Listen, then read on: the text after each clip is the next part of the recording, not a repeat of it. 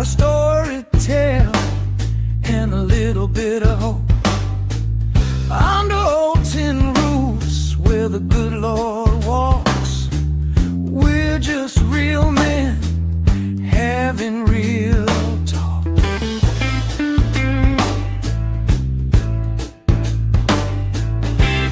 No polished floors, no Hollywood lights.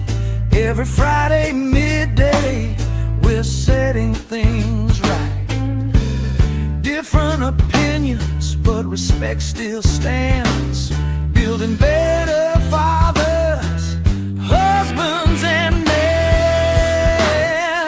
Welcome to Dirt Floor Talk, where the conversation never stops.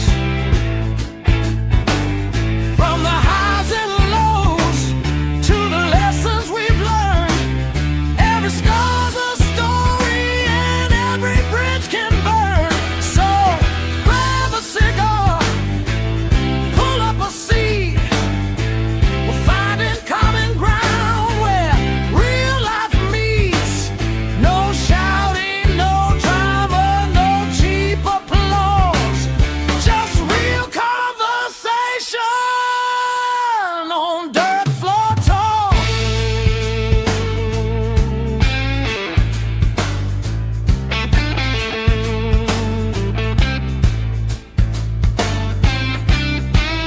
Veterans, preachers, businessmen too. Men who've been broken and somehow made it through.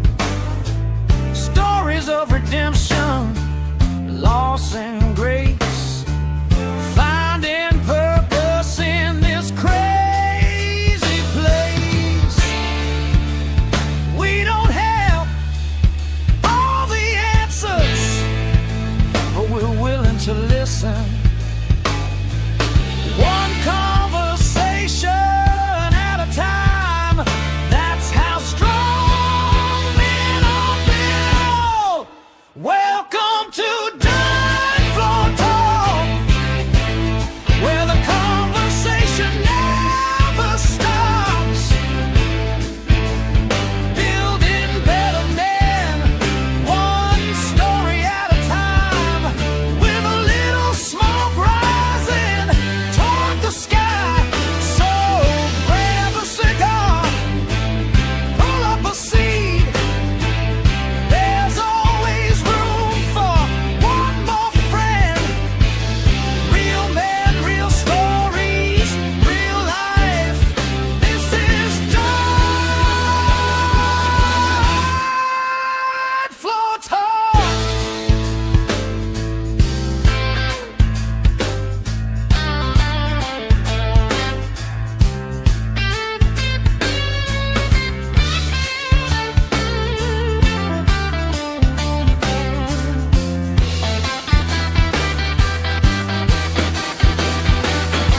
From the dirt floor to your front porch. Thanks for joining the conversation. We'll see you next Friday at midday. Until then, keep building, keep leading, and keep showing up.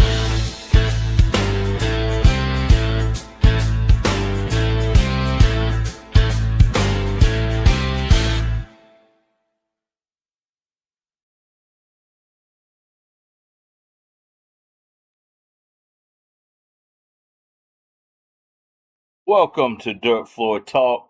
I am your host, Jay Herring. We have a special guest lined up. He is on his way. Don't mind my dog Daisy. She got into something, so she is scratching really, really hard at the moment. Giving who the guest is, I figured I'd allow her to be out here. He was here, but had to run and do something real fast. But I'm glad you're here. Hit the like, subscribe button. We're going to have a really good conversation today about many things. And hopefully you enjoy.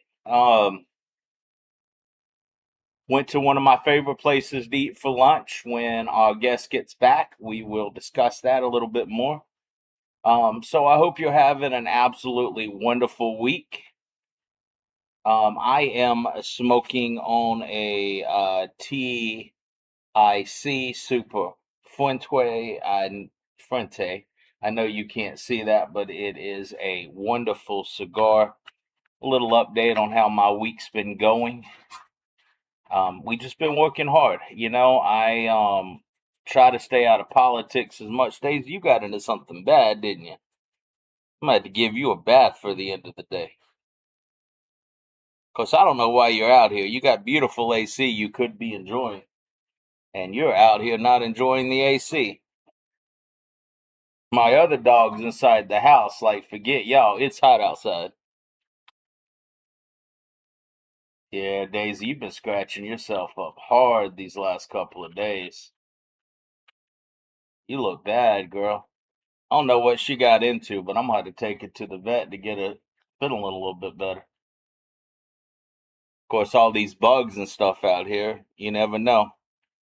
But anyway, I don't try to get into politics, but I will say that the gas prices are hurting us, as I think they're hurting the rest of y'all out there.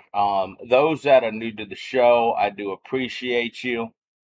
Those that are joining us for the first time, we are a man show where we talk about man things. And we talk about being better fathers and better husbands and better men in general. And I had a couple of our younger kids, younger people that watch the show. I think they're teenagers. They asked me, they said, so what pickup line normally works for you? Because I guess they're at that age where they want to figure out how to start talking to girls. I think a few of them were 17. And I just, to answer the question, honestly, the only thing I know how to tell you how to do, I mean, I've always had good luck talking to women. It's never been a problem for me, even though, I am a big old boy. But I just think confidence. I think you have to show up with confidence and you have to be yourself. I think you should do that in all situations. I think you just walk up to a girl that you like them. You just say, hey, I tell you, I'd do it. I'd say, hey, I'm Jay. How's your day going? Or, that's a nice sweater you've got going on. Or, you have pretty eyes, a beautiful smile. I know people that use a more direct approach. Hey, I'm Jay. I'd like to get to know you more. Any one of those works if you say it in confidence. I know we live in a day and age when women have been flattered beyond repair, and that social media have women thinking you're supposed to flower them more, but I promise you, beyond a shadow of a doubt, that confidence will always win out. No matter what you do, no matter how you say it, if you say it in confidence, it works. My mom used to have a saying. She used to say that if you're leading a parade, if they're kicking you out of town, act like you're leading a parade. Of course, I had a grandmother that said that sounds like too much sugar for a dime, but you know. But no, I hope that answers your question to our younger viewers that have been saying that we spend so much time talking about how to be fathers and how to be husbands, that we don't spend any time talking about how you actually pick up the opposite sex. And all I can tell you, young man, is to be confident and be yourself. And I would throw in something else too.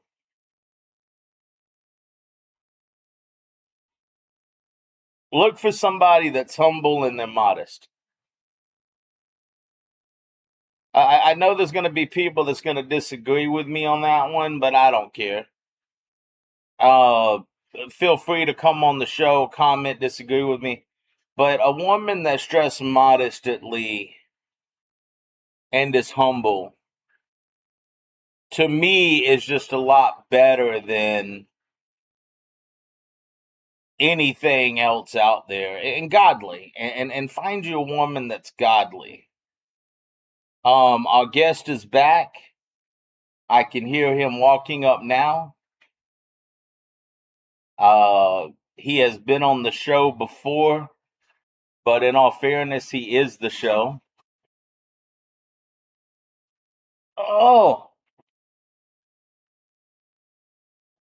welcome to the show, brother. Just kick Daisy out of the seat. I think she's been eating jalapenos again. Her skin is irritated again. It looks like she's been scratching all over the place. For those that don't know, my dog loves jalapenos.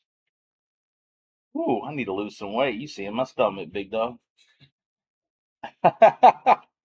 So, for those that don't know, Scott is our producer of the show. And I wanted to bring him on this week. So, first of all, to say thank you for his hard work. And also just have a conversation so you know who he is. So, welcome back to the show. So tell everybody a little bit about yourself. I know we had you on our second episode. We did not know what we were doing. In fact, there are those that would argue we still don't know what we're doing.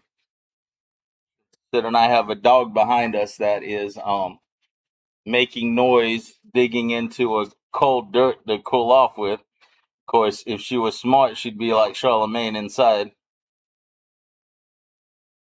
But tell us who you are and speak up a little bit, cause you got that soft voice. Well, I'm Scott. I was born in Scotland. My dad was in the Navy. That's why I was born there. I grew up in Georgia, little town over there on the coast because my dad was in the Navy. And I was an auto mechanic after high school there for a little while. And now I sell insurance, life and Medicare Advantage normally. And uh, Catholic Christian, and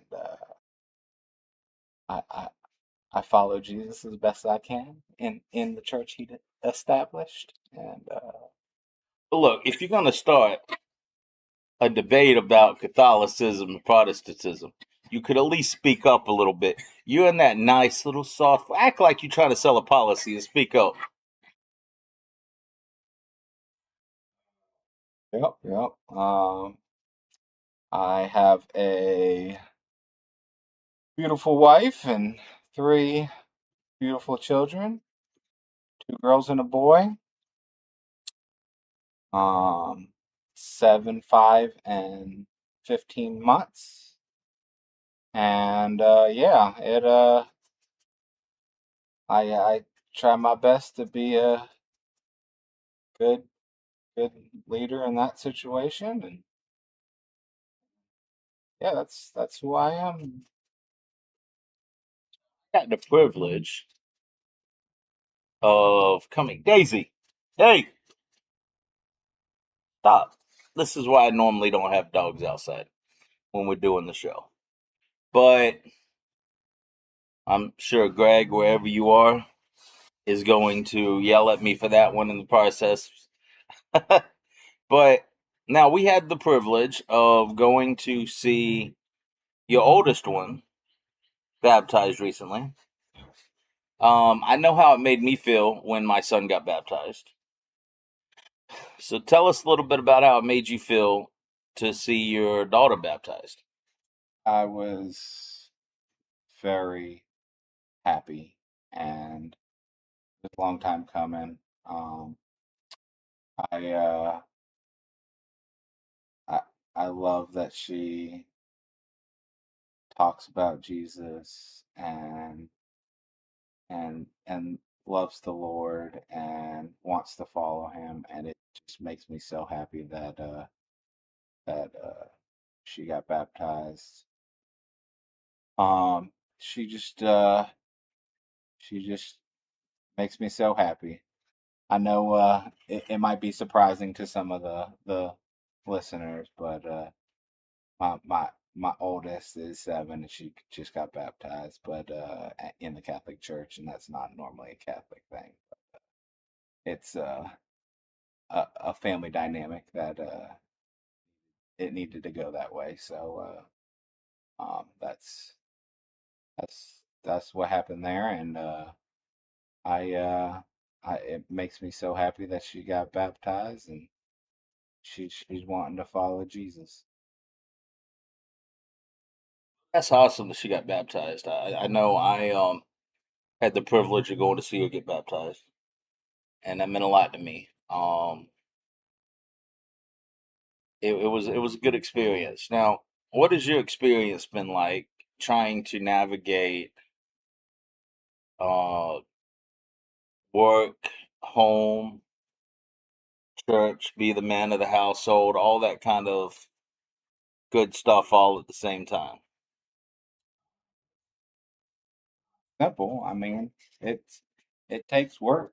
You gotta put in the effort to provide and show up for the kids and show up for the wife and do everything for yourself and for your kids and make time to actually provide for them also. Yeah, it's it's a sacrifice, but the sacrifice is worth. Um, sometimes I see people that just skate by in life and they don't have any responsibilities, and it kind of makes me a little sad for them because you you I don't know. I feel like you see a little bit more of God's plan when you have children, when you have a wife, when you have that responsibility. And just like when you build anything, if you build a puzzle, you get that little satisfaction at the end when you're putting it together and it's finally put together. Same thing, and then the bigger it is, if you get married, you get that satisfaction of, yeah, wow, I got you know uh, the start of a family here, and then you have your first child, and there again, another life changing moment that gives you the joy of God. He bestows that upon you when you have your first child and the subsequent children afterwards. So it's an awesome thing, and then just raising them and instilling your values in them, and seeing them try to model after you and what you're trying to teach them. Just it gives you glimpses of what God does for everybody in life, and it's just an amazing thing that you get to be a small part in it. I like the way you put that. And I know you and I have been business partners now for 9 years, 10 years. I think Around there. 2017. And I have had the privilege of watching your family go from just you and the wife and still the little bit of a party guy. Not really party, but you know what I mean. Like the lesser responsibilities, we would go on a business trip to Panama City and we wouldn't get wild, but we would drink too much. You know, we'd set out by the ocean and have to crawl ourselves back into the hotel room. Um, to the responsibility of when the oldest was born, and you truly transforming into that full-time father mode. And so it's been really cool to watch you transition from that. Because, I mean, we started working together, you were 30? When we started working as together as in our company, yeah, probably 30. I might have been a little younger when we first met. Yeah, when we first met, you would have been late 20s. We would have met at, well, we won't say companies. Probably best not to. Yeah, so I mean, I've gotten to see you transition from that, late 20s to the 1 year away from 40, father of three. Because, I mean, there was a time when, we'd be working late and then it'd be like, well, let's just go have a drink afterwards or whatever. Because I have my son every other week, so the weeks I didn't have him, I'm free to do whatever I want to do. To now, I know you like to be home at a certain time every night, and it doesn't matter where we're working at. I know you sacrifice money a lot of times so you can be home to put your daughters in bed. I mean, your son's still a little young to be put to bed. Well, he's probably getting to that age though. Yeah, as I say, he's got to be getting to that age now where he's starting to have a bedtime. How about that? So that's been really cool. And also tell people when we decided to do the podcast, they've gotten my side of the podcast so many times to where they're probably tired of hearing it. But tell them why you decided to jump on board and what maybe what you've learned from doing it, and what makes you decide every Friday we're going to do this. Yeah,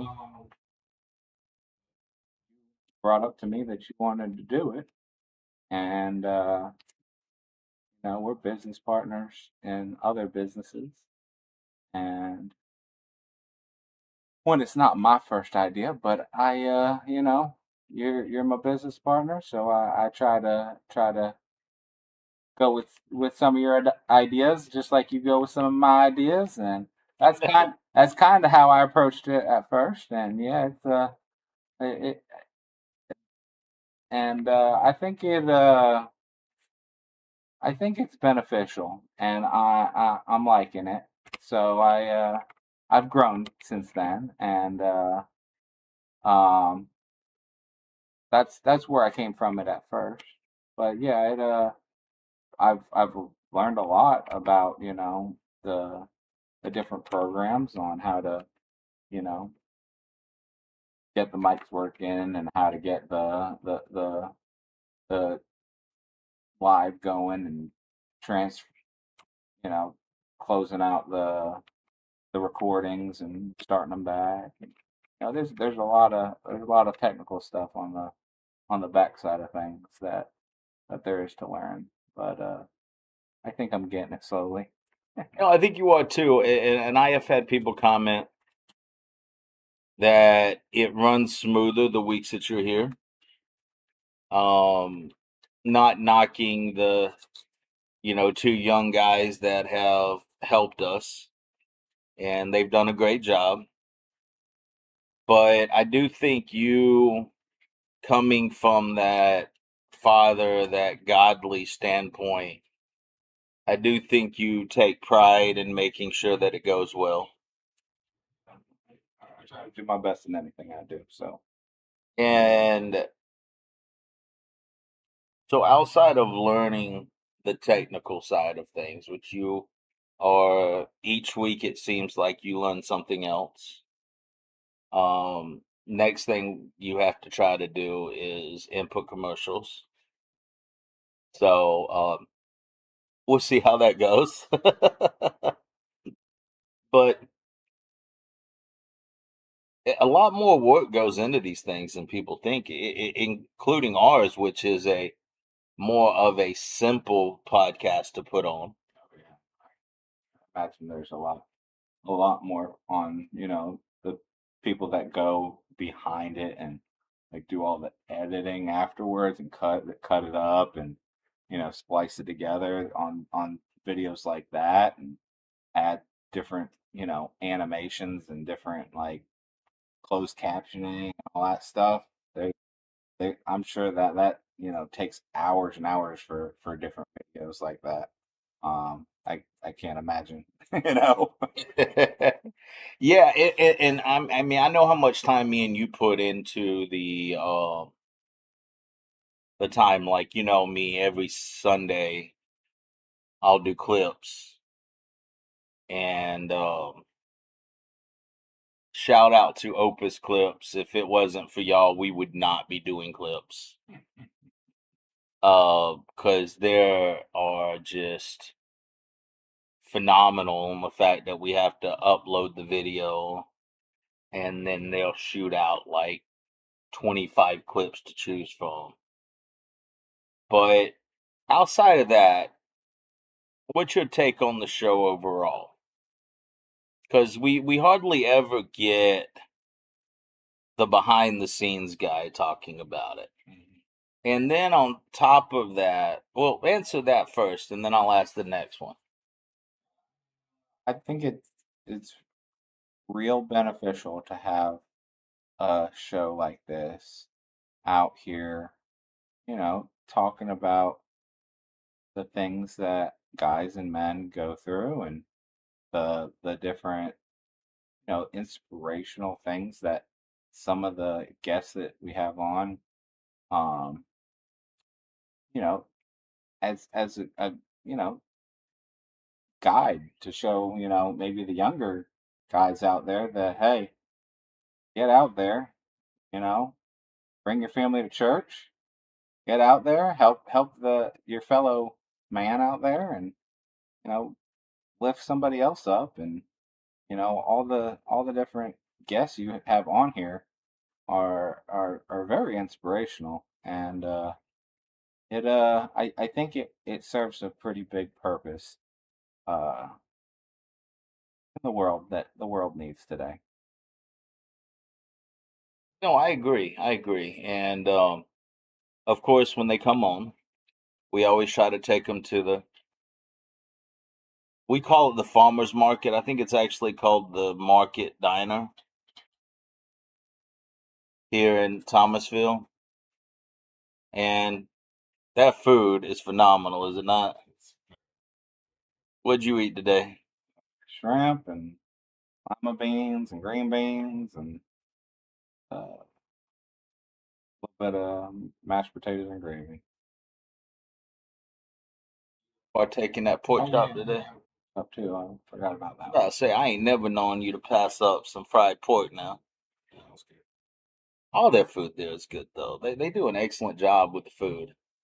Now of all the guests we've had, and mind you, LJ and Greg don't count because they are returning guests a lot. Of course, John Mater's a returning guest too, but that's a little bit different. Who's your favorite guest so far? Um, Carter. Okay, Dr. Carter from Carter's Corner. Yeah, Dr. Carter was very, very impressive to me. He seemed like he has a lot of drive to get out there and help. I don't know everybody he comes across, quite frankly.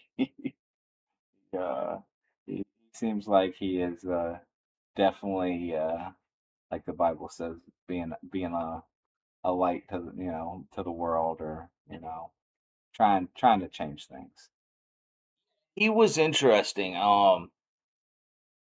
When he was on,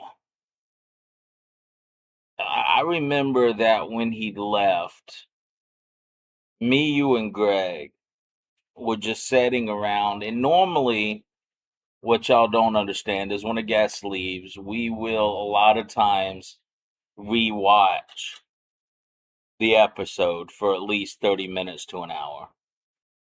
Sometimes more than that. And but when he left, I think it was about 30 minutes. Me, you, and Greg were just in awe, like what in the world was that? Uh he is a phenomenal guy who does so much good for so many people. And I know there are people in Tallahassee that says, but what good is he actually doing? And I had that brought up to me for a few people, and this is what I challenged those people on: is if each one of his program helps one person, then he's helping a lot of people. I don't think we're called to help everybody. I think God wants us to help the people in front of us. You know, we're not called to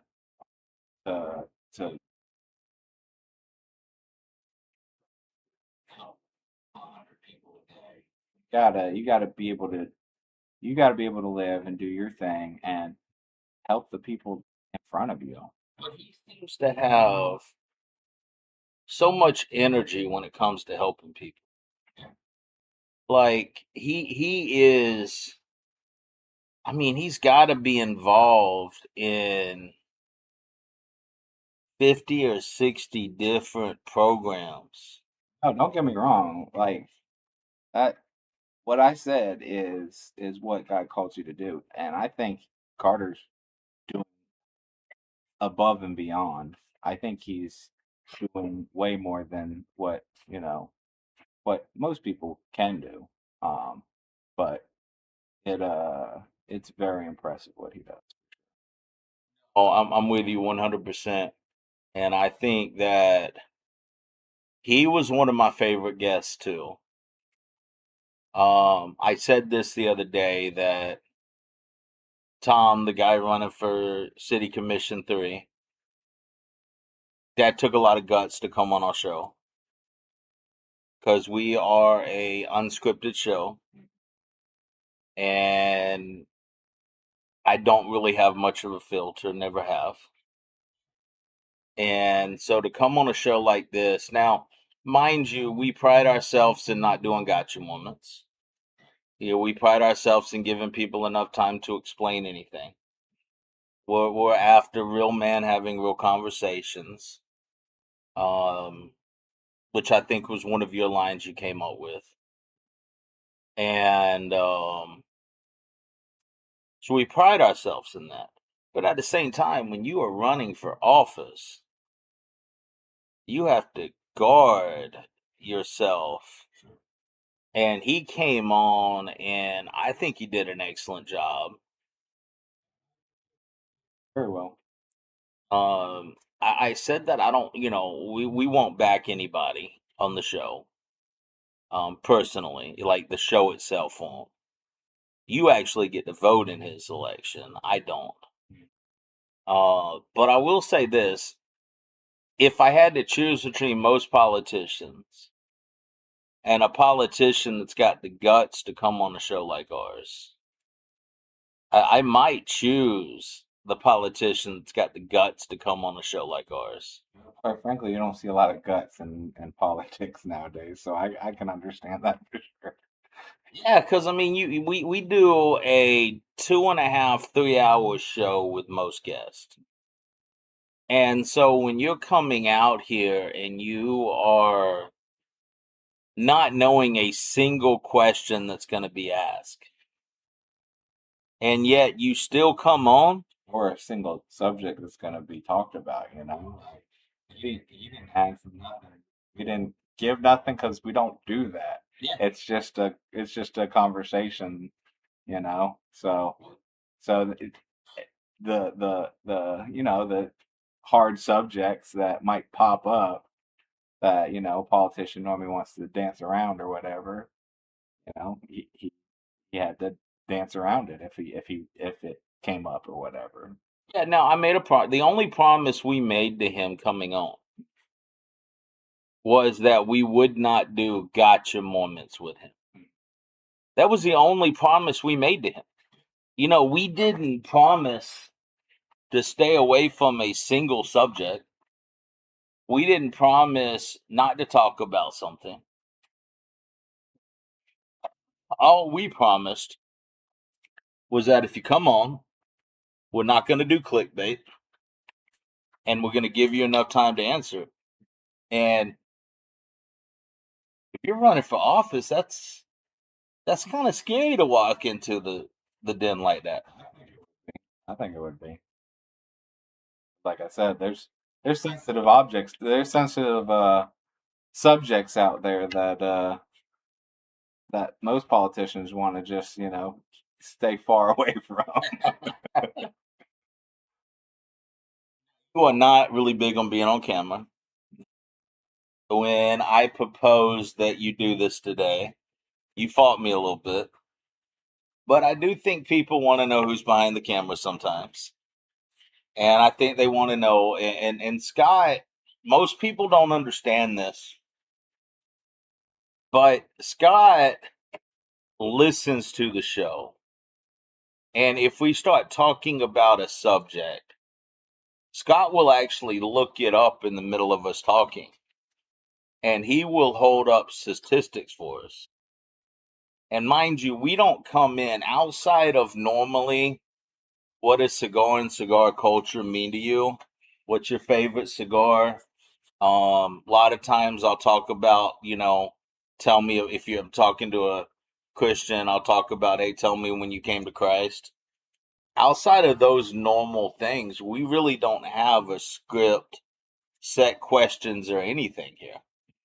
So when we start moving into a subject, Scott keeps pieces of paper by him over there, and Scott will actually hold up statistics, or he'll answer a question that we're talking about by looking it up online. And you'll see me a lot of times look over. I wear reading glasses now, so I need to get him a board that he can write on, and it's bigger. I've gotten to that age, brother. And yeah, I bet you she got into those. I told you I thought she ate those jalapenos and onions last night. And she's been scratching like crazy ever since. My dog loves jalapenos, people. Like, I never understood it. But Scott will tell you, since she was a little bitty puppy, she has stolen every jalapeno she can get her hands on. Like she was a puppy, she ate everything. That is true. Everything. That is true, including the house. Baseboards. Everything. She did. She did too. Ronnie's toys. Yes, yes. Shoes, boots, jackets. So we had an incident with Daisy, who's old now, by the way. Daisy's got to be 10 years old now. We had an incident with her where she swallowed a tack and pooped the tack out whole, and it didn't do any damage to her system. But yeah, jalapenos make her scratch really, really bad. Horrible for her skin, but the girl keeps eating it. Like, I don't understand it. She keeps devouring it. It's like candy to her.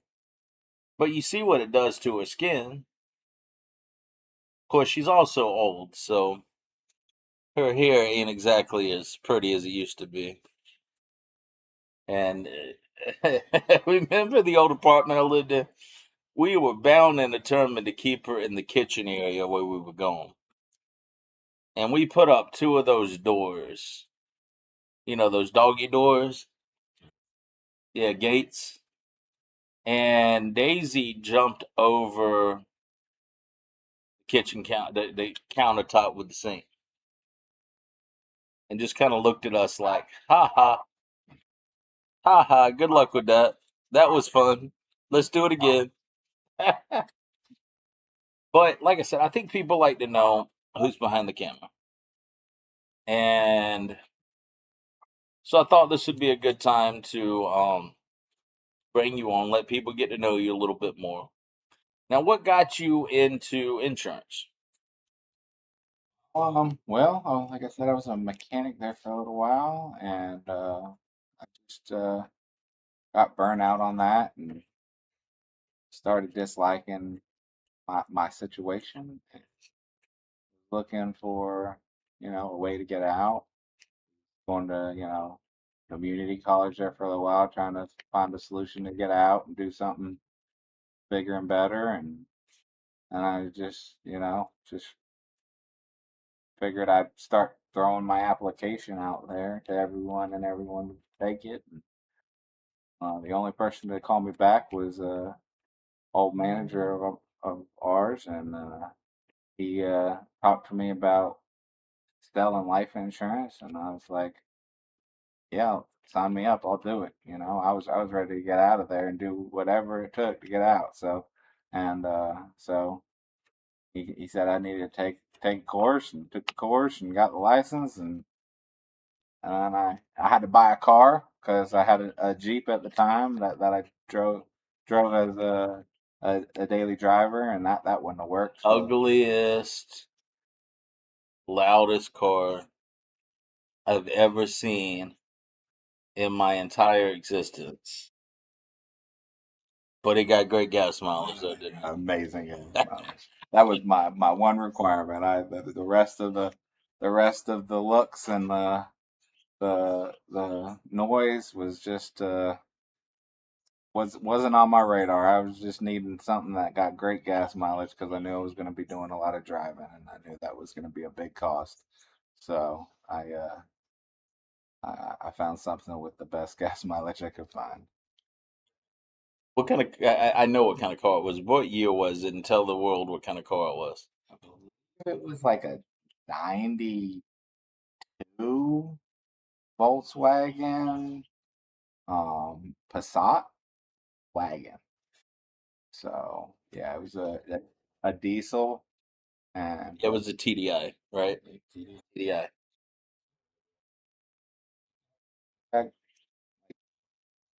I want to say 50 miles to the gallon and diesel, and it it did great for me. I bought it super cheap and had to do very little to it, and did very little to it because like you said, it was pretty ugly and loud. So I was just gonna let it do its thing and get me by until I could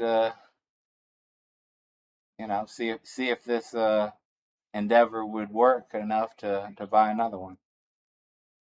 What have you learned about yourself and about people from selling insurance?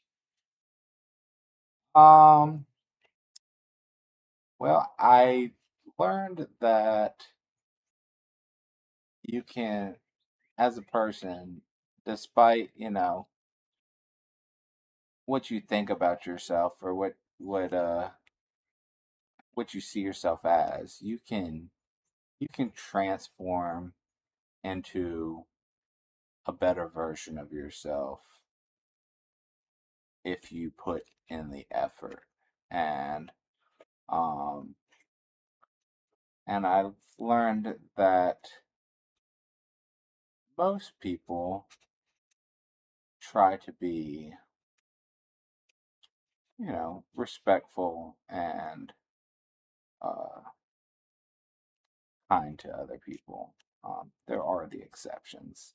And I figured, when I got in this business that, people would not be very receptive to me showing up at their doorstep, and it it had surprised me quite a bit.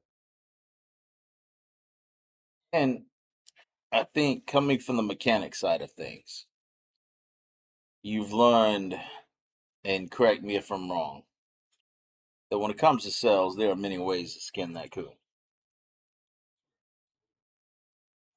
You are a kind of by the book sales guy.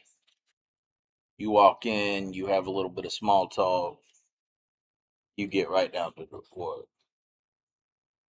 How would you describe my sales pitch? This pitches.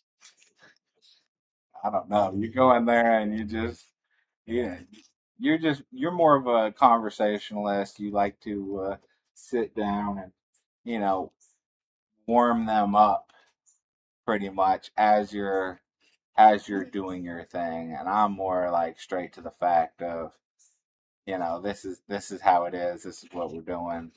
You're over there more, I don't know, more laid back and conversational about it. And there's pluses and minuses to both techniques. No, there really are. There really are. No, no argument.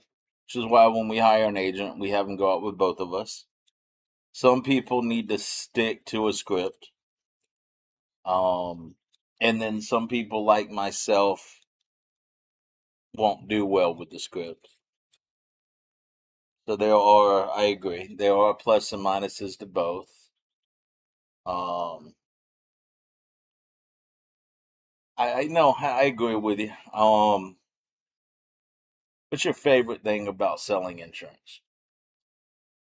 Favorite thing about selling insurance? I would say it would have to be, the the freedom to be able to, stop work when I need to go home and, put the kids to bed or get off early and, go to the soccer game or the softball game. Um, and yeah, I would say the freedom of my time would be the biggest plus in my book. Okay, okay, that's definitely a big deal. Um, Tell you what, we're gonna take a short break. This is a good time to hit the like, subscribe, follow button. Leave your comments. We do try to answer every comment. We do appreciate the new followers and subscribers that we've been getting. We've been starting to pick up a little steam for some people, and we appreciate that. If you haven't gone to Carter's Corner like we talked about, you need to go carterscorner.org. Go to Amazon, pick up Father to Father, Brother to Brother. If you haven't ate at Market Diner here in Thomasville, you need to go do that. It is an excellent place for lunch. And we will be right back in a matter of a few minutes.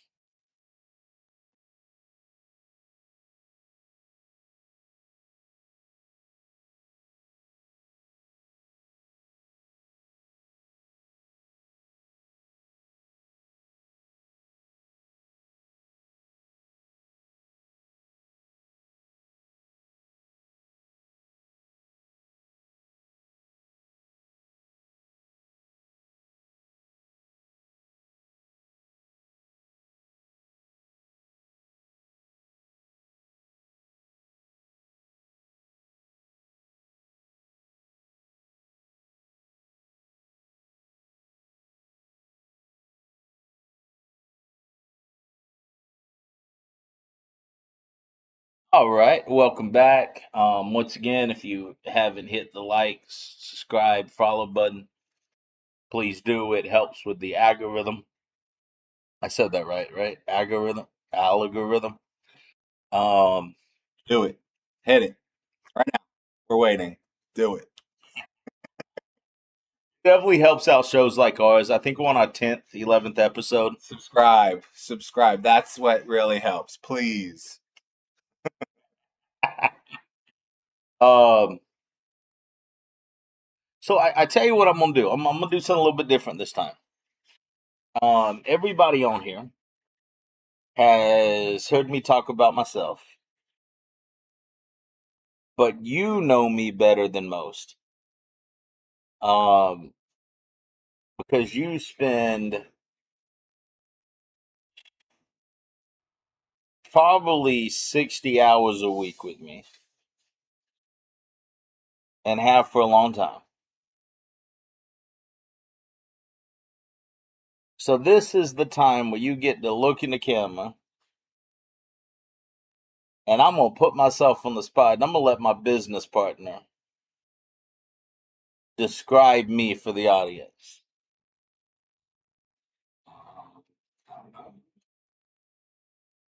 When you get out there and you're working, you work hard. You are a great salesman.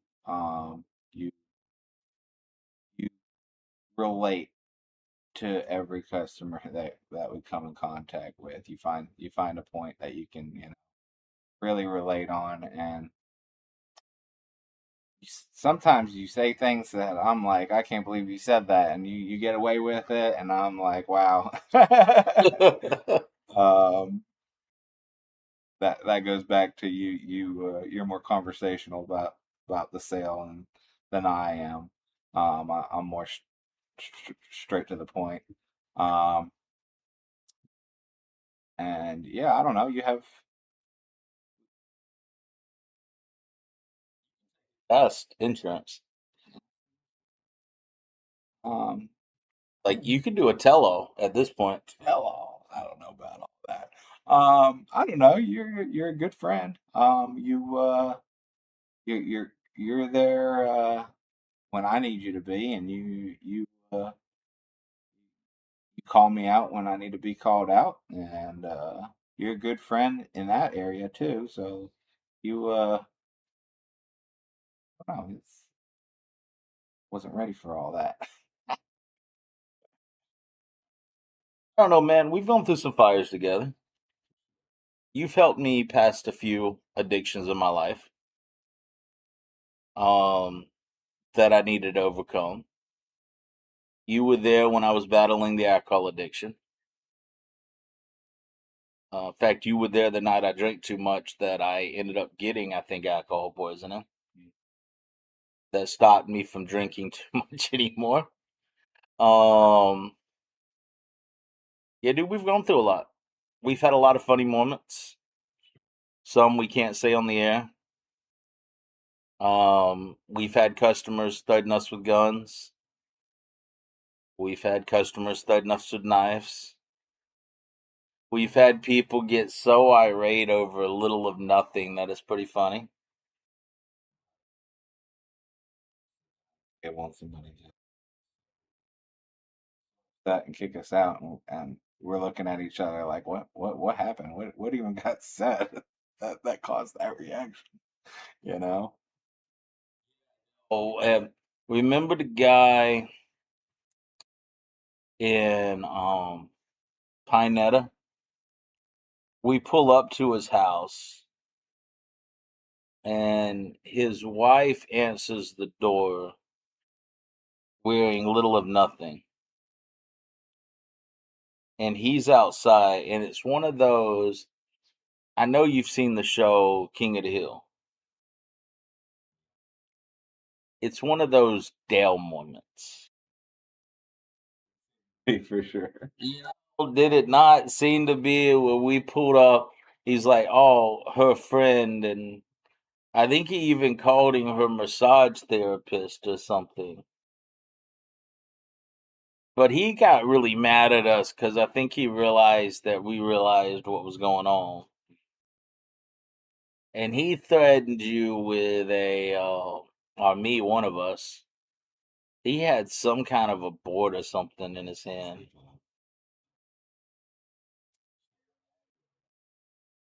Hand leg or bed leg or something. I don't know. Was it you or was it me? One of us looked at the cat and said if he had that much aggression, his wife might not be in the house with another man or something like that. And he got so irate, it was not even funny. So we've had some stories now. Remember the dude in Perry that decided he was going to point a 22 pistol at us?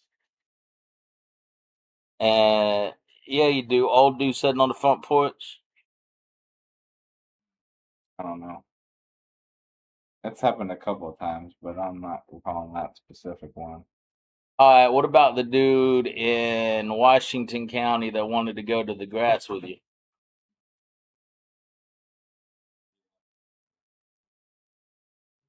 I don't know why he got so mad. I, I feel like it might have been just one of those ones that I showed him the card and I was like, "You filled this out," and he was just like, "No, I didn't get off my property." And then I was like, "Yeah, you did," and I pointed at it, and then he got irate. You know, I still have that video Yeah, somewhere on my phone. So this dude is like yelling at us, trying to get Scott to go to the grass with him.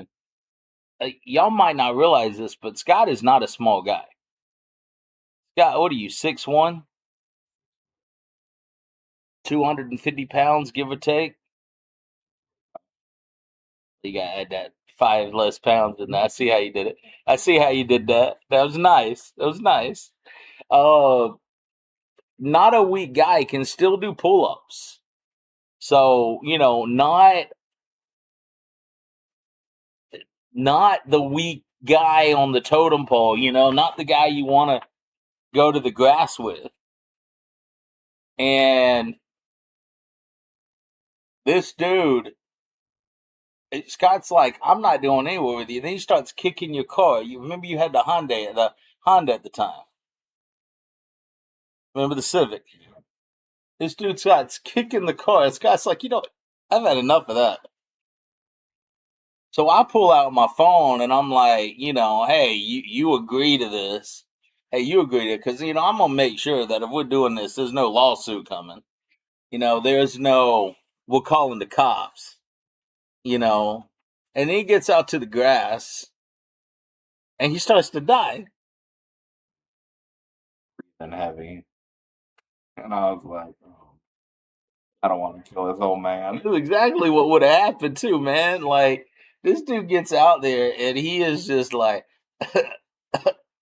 I mean, he's like dying. Oh, man.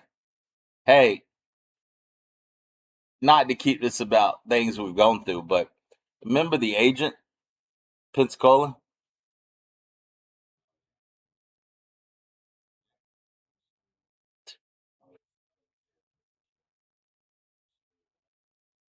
Alda called me. I don't even know what started it, but she called me and acted like she was her sister maybe or roommate or something. I don't Friend know. or something like that, yeah. Acting like she was somebody else on the phone, and then she's like, "Oh, here she is," and then she hands the phone over to herself, and doesn't even didn't even seem like she tried to change her voice at all. She's like, "Oh, hey," and she was trying to apologize, and I don't know. That was a crazy situation there. Oh man, it has been some funny stuff all the way around, that's for sure. So, has working in insurance made your faith stronger or less? Um, Or the same? I'd say it makes it stronger. Sure, I uh, I get to talk to different people about God and stuff, and yeah, of course it helps. It helps my relationship with God, and yeah, I wouldn't say it makes it worse. I wouldn't say it even keeps it steady. Yeah, I like going out there and talking to different people and discussing Jesus with them. and even sharing the gospel message with a few people. That's what's up, man. I agree with you. I say over and over again that I think I do more ministry from this, from doing the insurance than I do any other thing, including standing in God's pulpit. Um, Now, before you came, when you had to run and handle something, I guess, for the family, before you got here, I was reaching out to the young cats who watch the show, and they have brought up a subject that, we talk a lot about, being a better father, a better husband, a better man. But they were interested in how you actually approach a woman.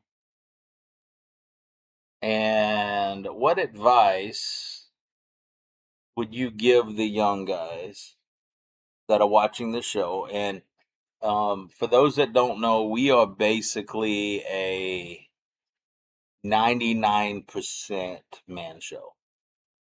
We really do. We have out of our audience ranges from 18 to 70, and we are mostly men. We get out of 1,000 views, we might get one woman that watches our show, which is fine because they're not really set up for women. It's not Not that we don't appreciate demographic. not that we don't appreciate Oh yeah, the few women that do watch our show. And I do think if you are a woman and you do tune in and you watch our show, I do think you're going to learn more about how men think and men act. And I think it would help you in a relationship with a man. But what would you say to the young cats out there that are not married, that are thinking about dating? Um, First of all, what would you say to them on how to approach a woman? And second, what type of woman would you say they need to be looking for? when you want to approach a woman, I would say do it with confidence for sure. That's key. And you know, my I would say the worst that could be said is no.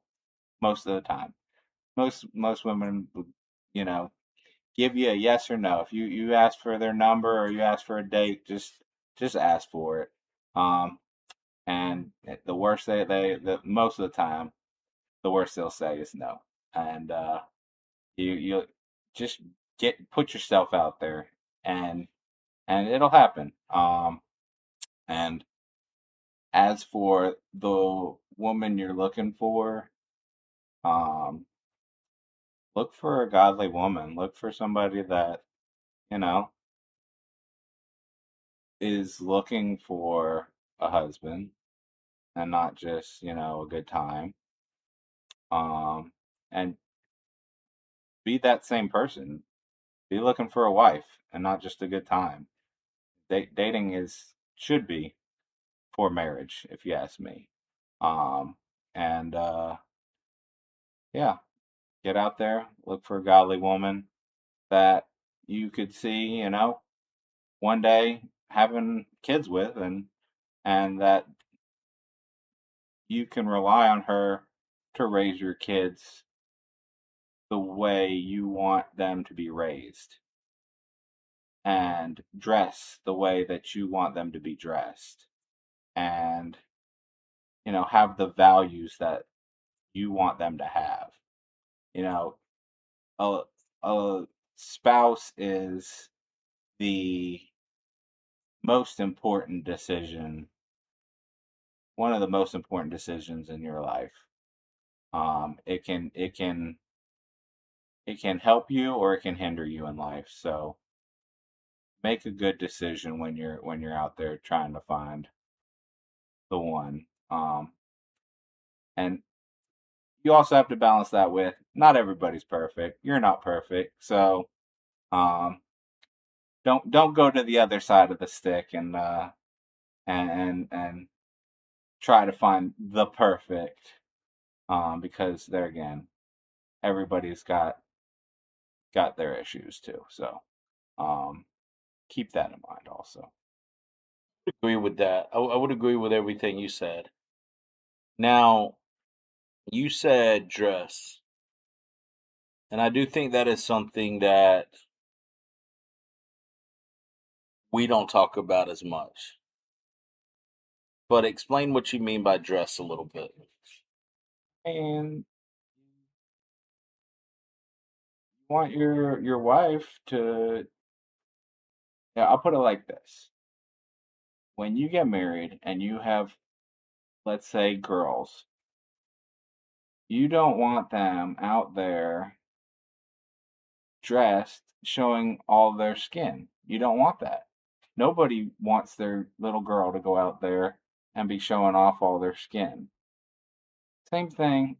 It and that comes from the mother. So if the mother's out there dressed showing all her skin, she's gonna teach that value to her daughter. So you gotta be mindful of of that. So, if I can boil it down to, you're saying find somebody that dresses modestly, not necessarily like an old lady. No, you don't have to find somebody that always only wears the either the Baptist down to the floor dress, and you don't have to find somebody that has the what is it like the Mennonite look or the but somebody that looks like they're they're conscious of what they're wearing. You know, too, when polled, and I think this poll came out in 2015, and I think it was actually done by Playboy. I don't read Playboy, so forgive me. Never really have. But I did see the poll when it came out, and it asked men what they thought women looked the sexiest in. And you know what the top two answers were? Take a guess. Um,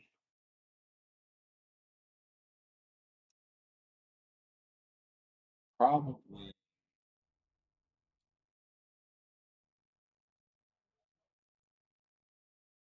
her dress, maybe. But that would be my guess. That was number one. It was actually a longer dress that fit them. And everything was covered, but you could still see the natural curves of their body.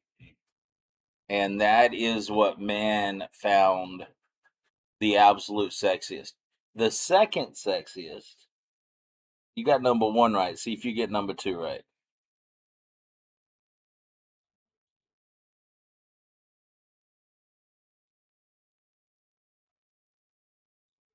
Dress type thing. I don't know. I don't know. No, house clothes. Man, we find women very attractive when they have made themselves up and look really sharp, wearing a full length dress that was made for them. And second, we like women when they're just laying around the house. And correct me if you agree with me or disagree with me. Makeup's not done, hair's all a mess. That seemed to be number two. And I won't disagree with the study. Because I like a woman when a woman is wearing clothes that fit her and she is, all dolled up. Now, I'm not a big makeup guy. I mean, a little makeup looks fine, but you know what I mean. I don't like the overdoing it on makeup.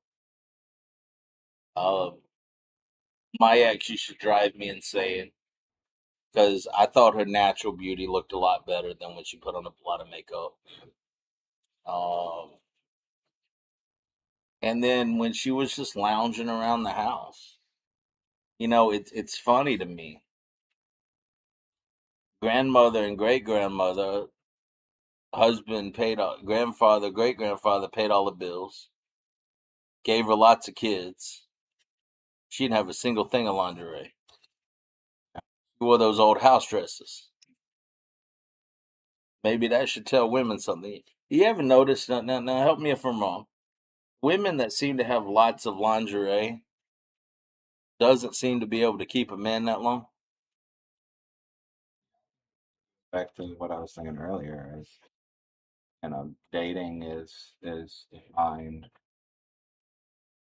the spouse you're looking for. If you have to be mindful of that. And if you're thinking that, you know, lingerie or whatever is going to lead you where you want to go, it's not. It's your values and the way you project yourself out there in the world. And yeah,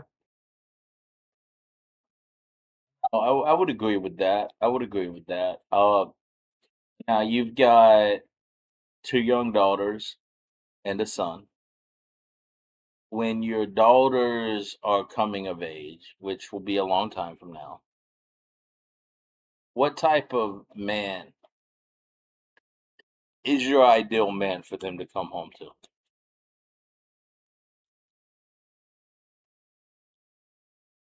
when I talk to them now, I tell them one day you'll find a great man that loves the Lord and is a hard worker, and you'll love him more than you love daddy one day. And yeah, that's that's kind of the gist of things, as long as he is, believes in Jesus and loves them and provides for them. I think that covers the ticket. No, I like that, and I like how you put that simply.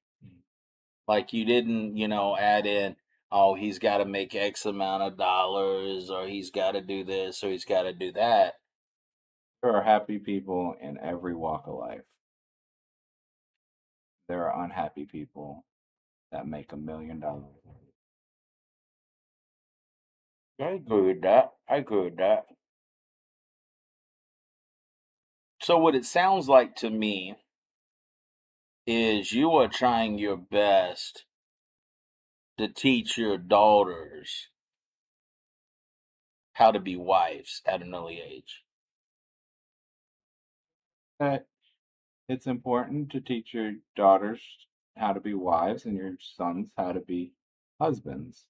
And I think that we nowadays focus on the sons. Hey, you got to be hard workers. You got to, take care of the woman in your life. You got to treat them well. You got to, you know, you know, take care of them and whatever. But we don't really focus on the the girls and, that side of things, that you want to be, if you want to be in a relationship one day, you got to be feminine. You got to be, you know, you got to be, you got to support your husband. You got to help them. You got to, if if if you want, anything like like I have or whatever one day, that, the the mom stays home and takes care of the kids or whatever, then you have to, take care of the house and and be the support structure in the house, so that the husband one day could go out and be the provider and, focus on that side of things. Because if if you don't, then, it it becomes one-sided, or even maybe not completely one-sided, but lopsided. And it's, you know I once saw something where in marriage it's not 50-50, it's 100-100.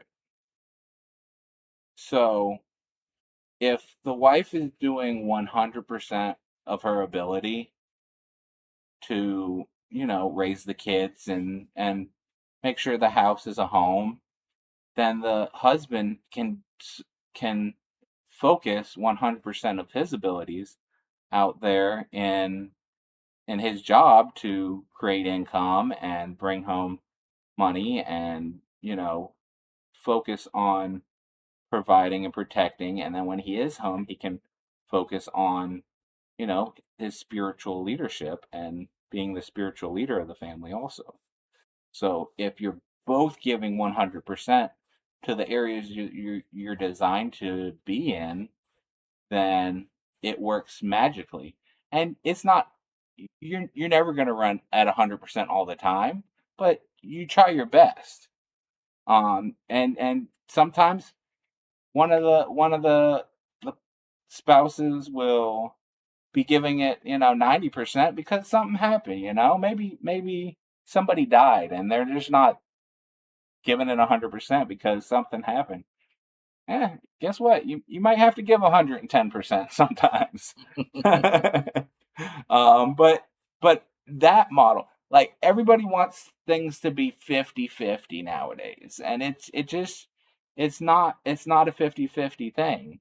And I get 200% is not a thing, but I think it illustrates the subject matter in the best possible way, is that you have to give your focus to your things the best you can, so that the other spouse can be focusing on their things that they need to focus on 100%. And it's a beautiful thing when it's working, um that both sides can, you know accomplish their goals and make the house a home, and the whole family be raised up properly. Your situation, and I applaud you for this. I really do. You have decided since your oldest was born, and it's hard for me. I'm trying not to name names, so I keep saying oldest, middle, or youngest, because you have girls. It's one thing for me to name my 17-year-old son's name. It's another thing to name your little girls on the show. So I try to leave their names out of it. Um, when I have noticed that when she was born, you told your wife to stay home with her. And how has that hurt, helped, made things better, or hindered things? So overall, it has helped. Um, like I say, it financially, it may not be, the most prudent thing, and it might not be beneficial on that side of things. Um, but there are studies that say that, um, one household incomes can sometimes outperform, two household incomes, That was because actually not to cut you off, but that was actually a John Stossel study. And he actually said that over the course of 30 years, a one household income actually had more money than a two household. Um, but yeah, you know, from the start, it might not be the best financial choice, but I think over, you know, in an overarching thing, it's better for the children to have their mother there when they need them.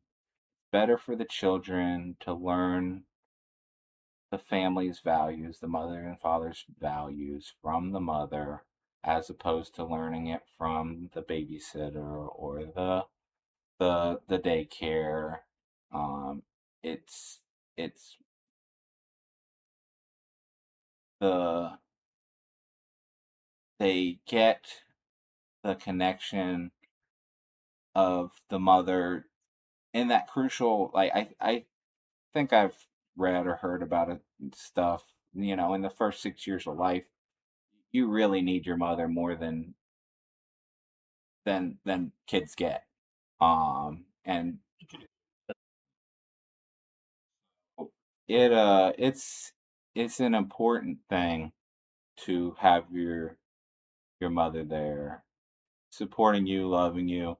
You run outside and scrape your knee, and when you're little, you who you run into? You run into your mama, and you need that nurturing mom to come pick you up and tell you it's going to be okay, and give you a hug and wash it off and put some Neosporin on it, put a Band-Aid on it. Kiss it, make it feel better. Yeah, dad'll say, "Oh, you're all right. Get up."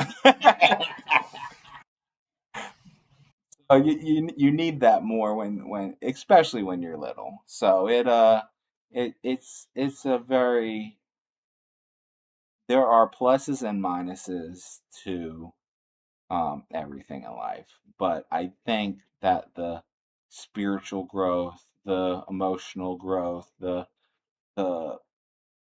learning the basics um in life, and even when they get older, if they're at school and they get sick, it's hard for families when one of their kids gets sick and the nurse calls them from school, and one of them has to take off to go pick them up. If mom's there ready to go and can just go get them, and it's they're not waiting in with the nurse for 2 hours to try to get picked up. It's just a better situation, if you ask me. So it's better spiritually, finan potentially financially in the long run. Um, it's- In your situation, and I can only compare our two situations because, I can only compare what I live and what you live. I do see you heading home every day at the same time. You eat dinner with the family every night, which I think is a big deal. And you eat at the house almost every meal for dinner, just about, except for on weekends. I know on weekends you normally take the girls, and now I guess your son's old enough he can tag along now. Um, that now your wife's a housewife, stay-at-home wife, which is a big deal. It is a big job. It is. I'm not one of those guys that call it the hardest job known to man, but I do think it's one of the most important jobs known to man. I think that's the difference. Now, do you encourage her to go out with the fine book clubs or friends that she hangs out with and stuff like that? Or Hard to go out and find friends and hang out and get the bonding she needs. She there for a little while. She was, going to a mommy and me type thing at our church when they had it, and they they let the kids play, and they sat around and talked about different things, and it's important for sure. That is a big deal. Because on the show we talk a lot about man needing places like cigar lounges, and you're not the biggest cigar smoker. You will smoke one with me every now and then. At Jerry's, you have found a Regina which you like, which is cool. Took me forever to get you into a cigar that you actually liked. But I don't think we do. I don't think as men sometimes we understand that us having those bonding moments with men is just as important as women having those bonding moments when they are around the right women, just like it's guys finding the right group of guys. It's also women finding the right group of women that are going to be supportive of their life. Yeah, for sure. So, young guys out there that are looking to find a spouse, uh, would you encourage them to have the stay-at-home wife? I think it's the best possible model. Absolutely. Not always gonna. It's not always gonna work. Sometimes, sometimes the girl you meet has been going to college for 8 years and is a doctor or whatever, and it's hard to to give that up. Some people still do give that up, and that's amazing. But um, Know a couple out there. She is a certified, board certified MD. He is a board certified MD. And when they had kids, she actually took a backup role. And when her kids were young, she would work like 10, 15 hours a week. Uh, People in the comments can help me out on this one. Whatever it was to keep her certification. Um, then when her kids went off to school, she would actually work during the hours in which they were in school. And that seemed to work out quite well for them. Now, mind you, he made enough money to where, if she never worked again, they would be okay. But she was basically a part-time doctor and a full-time mom. And I think there are a lot of couples out there that, and this is what I say, and I know I'm going to take a lot of slack for this, but I think stuff like psychology are good for women. I think counseling, stuff like that, where if they have a desire to still work, they can, but they can kind of work around their kids. We find a lot of women that like the insurance sales over the phone because they can work when they want to. And they can make, when the kids are taking a nap, they can get on, try to make a couple of sales. When the husband comes home at night, they can hop on and try to, sell in California. And I've seen stuff like that work well. I've seen a lot of substitute teaching. I think teaching's another field that is good if you think you're going to need the two incomes. I've seen a lot of married teachers do a lot of good stuff. and there's a lot of moving parts in life.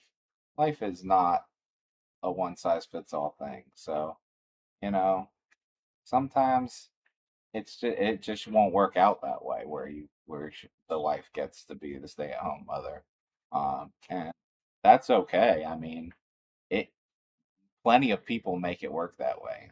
I just think that that model is the best model, and if you could make it work that way, that's what I think is the best.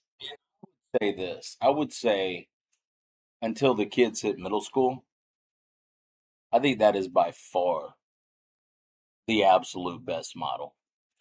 110%. Now, when they hit middle school, and a lot of times middle schoolers have extracurricular activities, and you getting a job where you can work around that if you need the money. And if you don't need the money, there is something to be said if you don't need the money, not working.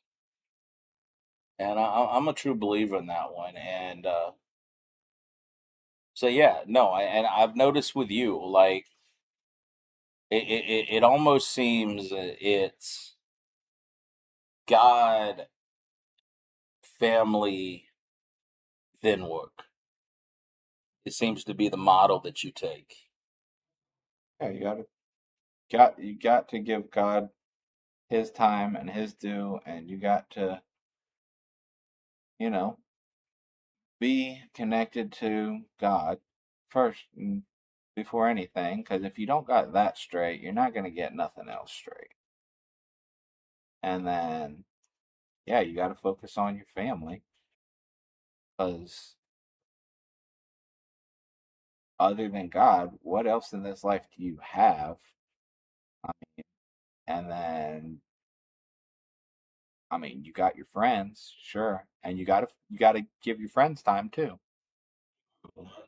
But the priority is God, family, and then yeah, if you're a man, 100%, you got to provide for that family.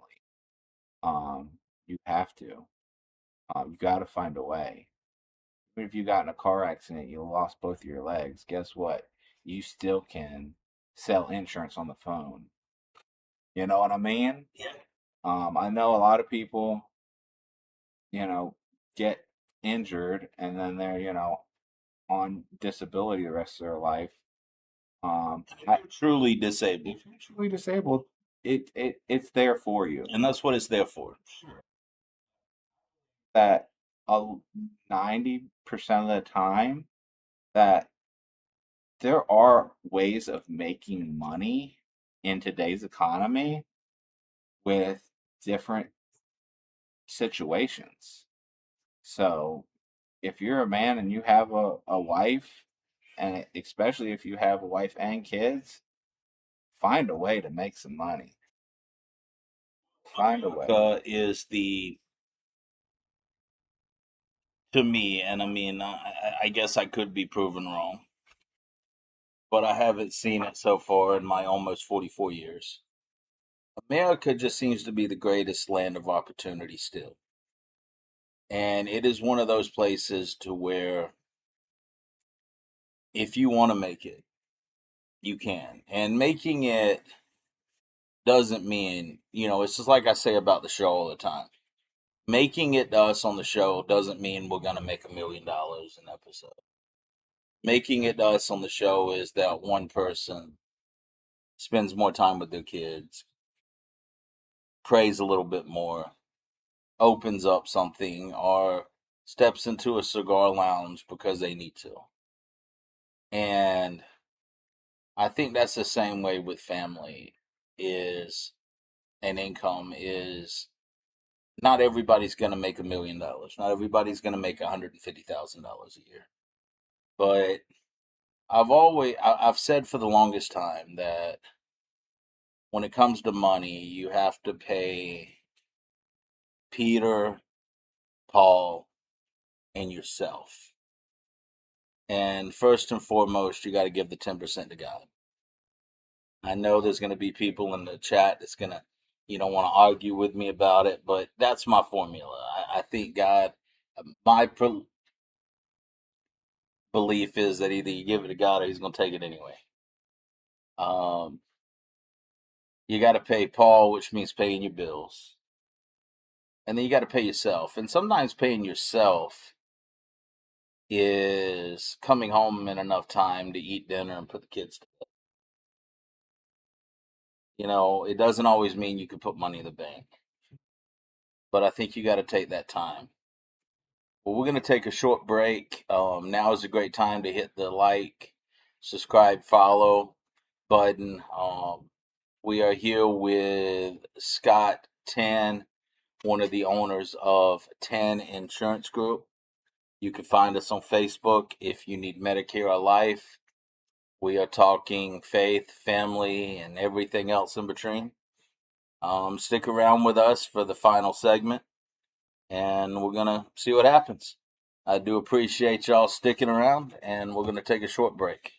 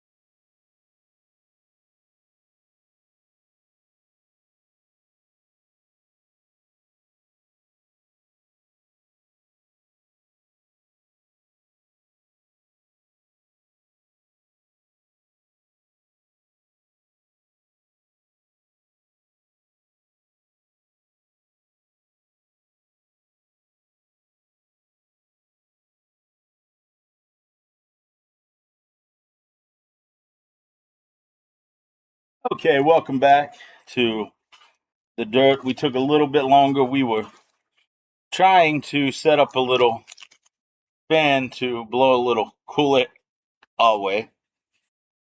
We did not succeed. As you can see, the fan is doing absolutely nothing. It wants to be pointed up at this moment. We are out in South Georgia, which gets North Florida heat. And so we are looking for ways to cool it a little bit. Now, we do have some changes coming to the dirt. We are working on getting our logo behind us, and we're trying to do one of those logos. In fact, if you do tarps and stuff like that, hit us up. We have been getting prices. We want one to where we can have an advertiser that we can stick the logo beside ours. We have actually found a table that we should have before August 15th if things go right. So we're going to get a better table for us. We are making some upgrades, and we're trying to produce some better content. Of course, I will say it's going to be harder to beat what we've already done because our content has been good. Now, the way we do it could be better. And we had left, we were talking about family and finances and things like that. And I do think, along with providing for your family, I do think having life insurance is important for the family. I do think that's a big deal.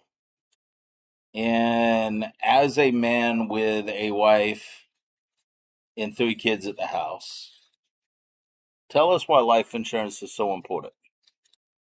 Important.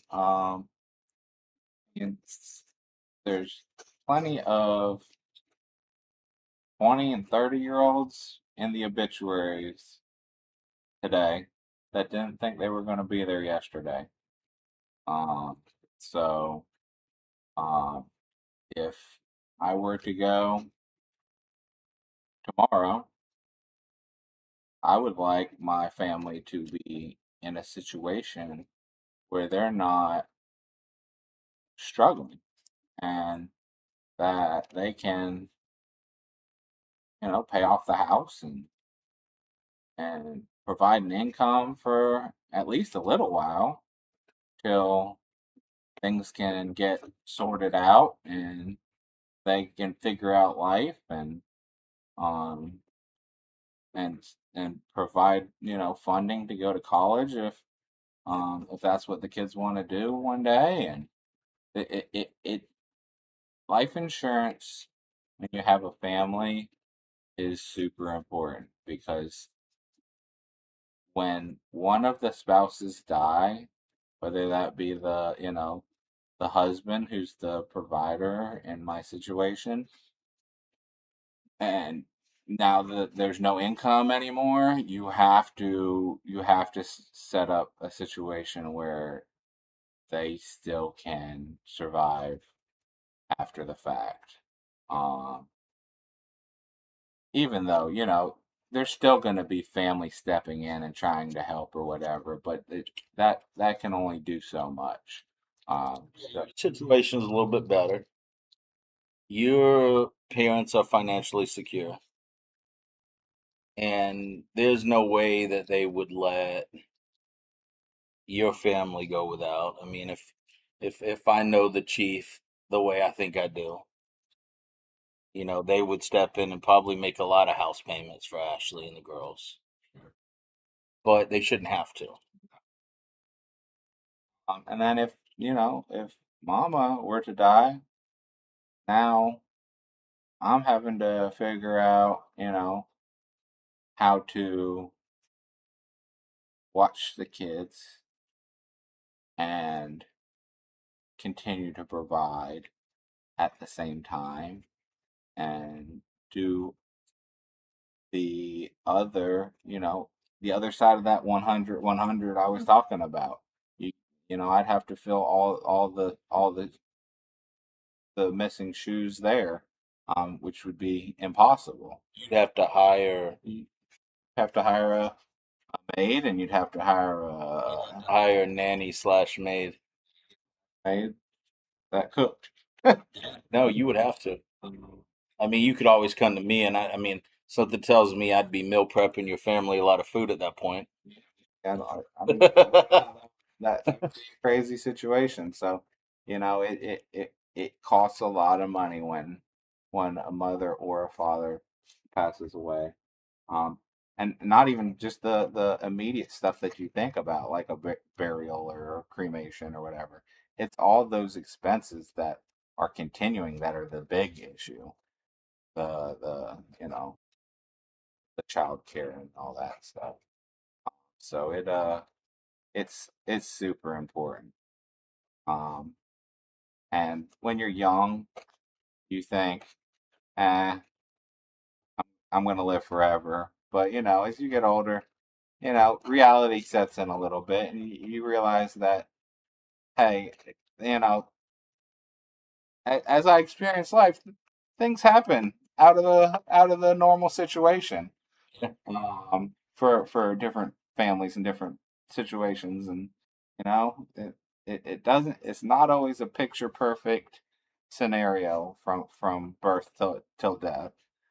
So you got to be prepared for the worst case scenario. No, I agree with you. And I mean, there are life insurance policies out there now that are set up for that better than they used to be. Oh yeah, There is a policy, Transamerica offers it, to where you can give your family a certain amount of money now. In fact, we sold one not that long ago where he gave the family $250,000 on the day he died. He gave his family, and that wasn't cheap, but he gave his family a $7,000 check, 20 or 25 years. I'd have to look at it again. And then at the end, he gave them another $250,000. And I asked the guy a couple of months after we sold it to him, and he said he was sleeping so much better after having that policy, knowing that if he passed away, and he set it up too, where like, what was it, like $500 a month would automatically go into a retirement account for his wife. And that's another thing that I don't think stay at home people take advantage of, is your wife can put money into a 401k now. And have you checked into that at all yet? yeah, yeah, um, yeah. That's another important thing is you got to prepare for retirement. I mean, we're not financial advisors, so know. No, we are not. We are guys out there trying to make it like everybody else. But if you can afford the extra, even just $100 a month, putting money into not only your retirement, but into your stay-at-home wife's retirement account, that is a big deal. Like, and she can put in, I want to say, into a Roth IRA, and forgive me once again, like Scott said, we're not financial advisors, but I think she could put in like $7,600 a year too, and build her own retirement account.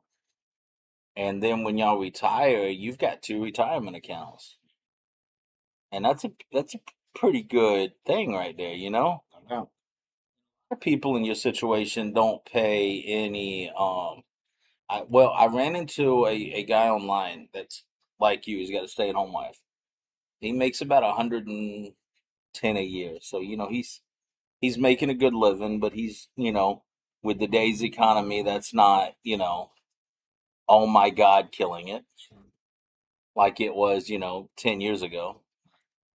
But he said that he puts $7,600 a year into his wife's Roth IRA, which is the maximum amount you can do. And then he pays his wife as a consultant like 20 grand a year so that she can pay Social Security taxes. And I was thinking about that. I was like, that's pretty genius, actually. Gotta be doing something, I think. But I do think there is something where a stay-at-home wife can actually get paid from being a stay-at-home wife. But I'm not sure how that works. But, he's a pretty smart guy that's got accountants and everything else. So I'm sure he's doing it. Yeah, I don't know the guy personally, but, you know, um, But it makes sense to me though that especially the Roth IRA thing, because then when she turns 65 or even 70, she's now bringing in an extra, even if it's $2,500, $3,000 a month worth of income when you retire tax free. That's pretty good. Good. Definitely helps the situation. I think a lot of families, even if you're only making, 60, 70, can't afford, if you're eating at home more, to do that type of stuff. But like we said, things have gotten a lot more expensive lately. Like all past governments, government now, whatever, there's no denying that inflation's hitting everybody hard.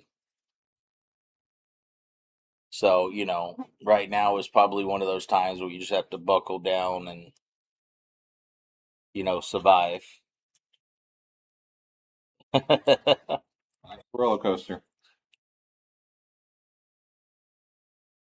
But, you know, talking about the show, we've got some good guests lined up. We've got a guy that's supposed to be here next week named John, and John was actually a financial advisor for 40 years. John was actually had a Series 7, still does, and just retired completely. And John can actually go into detail about that kind of stuff, which is really cool.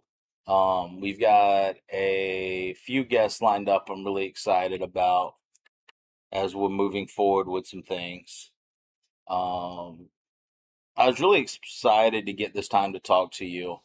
I know the first time you came on was kind of one of those. We had a guest when you're a small show like ours, and we purposely don't want to do a bunch of having guests on the screen. We prefer to have people in person. Means that, we have guests where things come up and can't always make it when they're planning on making it. Um, I am, hopefully, you're going to be able to help me. We're going to go out to Valdosta, and we're not going to make Avery drive over here again. We're going to drive to him and, get Avery back. That was a great interview that the mic's messed up on. But, that's part of doing the show. It's part of learning. Neither me or you have a tech background. And we are kind of learning as we go. And I will never forget the day when we made the theme song for the show. And I know it's a little long, and a lot of people are saying we should cut it out a little bit, but I kind of like the 5 minutes. Not quite 5 minutes, to where we know when it starts playing. We know about that time we're going to start shooting. It gives us time to, run through some checks. And one thing I like about Scott doing it, and I say Scott does a really good job, is that sometimes I forget to do mic checks if I'm by myself. I forget little things that Scott doesn't forget. That Scott takes the time to make sure that everything's working right. And honestly, man, we're starting to get noticed on clips. Our clips are starting to be good. We are up subscribers this week, thank God. But I don't think honestly, I don't think the show would be anywhere without you doing the producing of it. It is a big deal, and maybe one day we'll get, enough to where we can actually, hire more tech guys, and you can be in the background, kind of making sure everything's working well with them. But if we don't, I do like that we have guys, and I know you see it too, that come up to you and they say that that guest that week inspired them to do something. And that's kind of what it's about at the Dirt. We're not flashy, we're not designed, we're not out here trying to put on the most polished show in the world.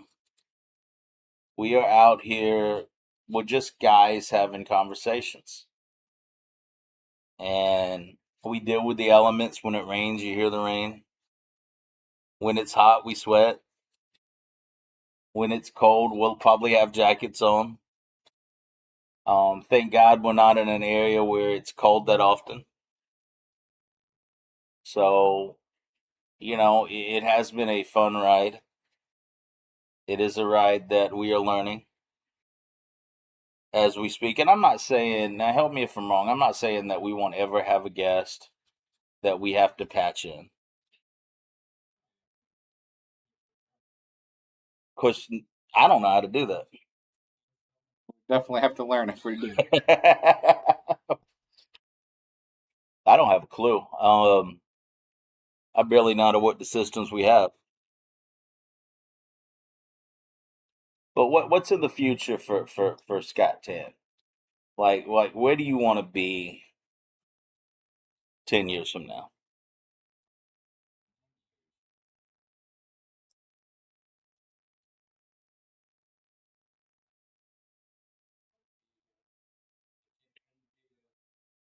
Great husband and father and providing the best I can. I don't have any, you know, grandiose ideas of living on an island or nothing, but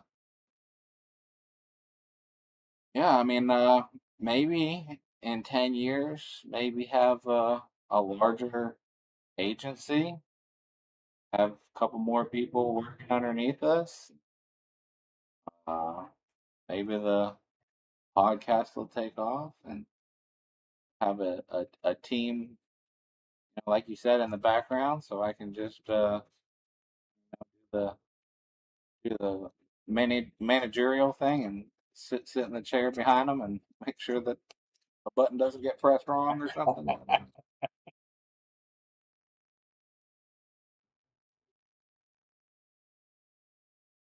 grandiose, grandiose plans of moving to New York or nothing, California.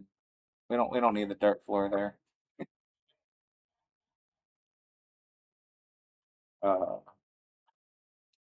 As the producer of the show and business partner of the show,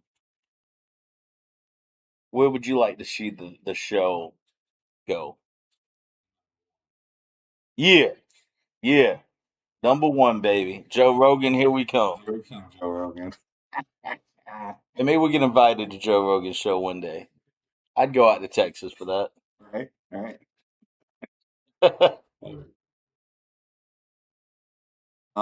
Yeah, I don't know.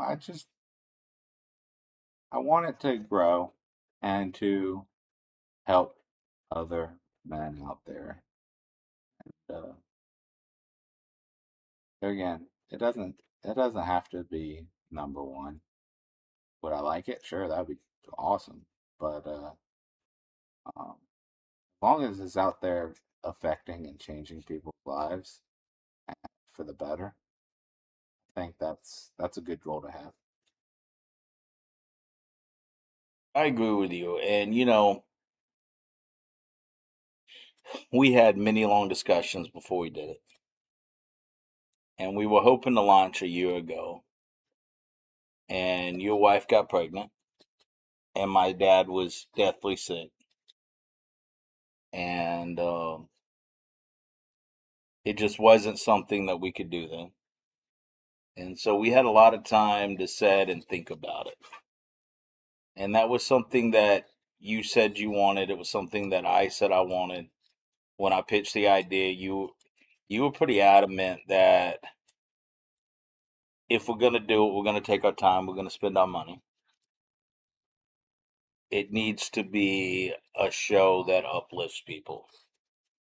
That there were enough shows out there that were gotcha moments, Clickbaits. Clickbait and rage bait. There's plenty of that on the internet. But you were pretty adamant. But like, look, if we're gonna spend money that we may or may not have at the time, that we needed to make it a show that was worth watching. And I hope that's what we're providing for people. It's what we strive for here. We don't strive for the gotcha moments, as we keep saying. We strive for real conversations. Because our vision at the Dirt is really simple. We want to affect people's lives in a positive way. And we want to, I keep saying we want to help try to save the country. And the only way to save the country is one man, one father, one husband at a time. One young guy that decides he's going to live for God. So, that's what we keep talking about. Now, I know you weren't here for that show because it was the week your daughter was getting baptized. But how did you like the clip where the laptop caught on fire? My laptop caught on fire. But it was entertaining. It was the fastest I've ever seen you move. And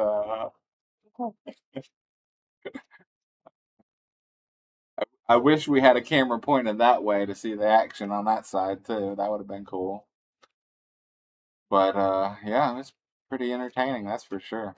Yeah, it sucked it happened because John is such a great orator, and I don't think John realizes how good of a John Mater. I don't think he realizes how good he speaks and talks and tells a story.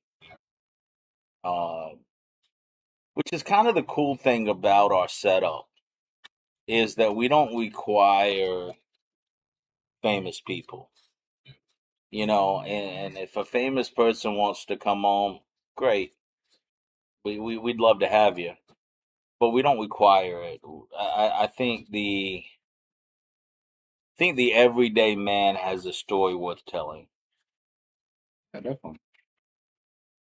I think that's kind of cool when you get the everyday man out there telling a story about their life and what they think and how they believe, that we get to hear that. Because I think most men kind of get lost in the traffic. Nobody thinks their story is that important. And I think it is. And I think it's worth telling, and I think it's worth having.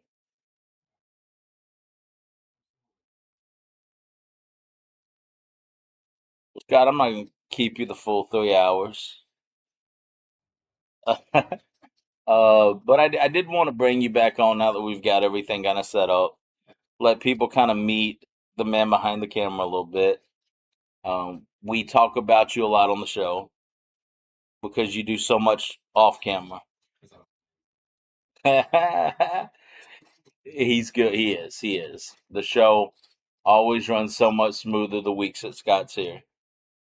And, we wanted to bring you on and let you let people actually see who you are.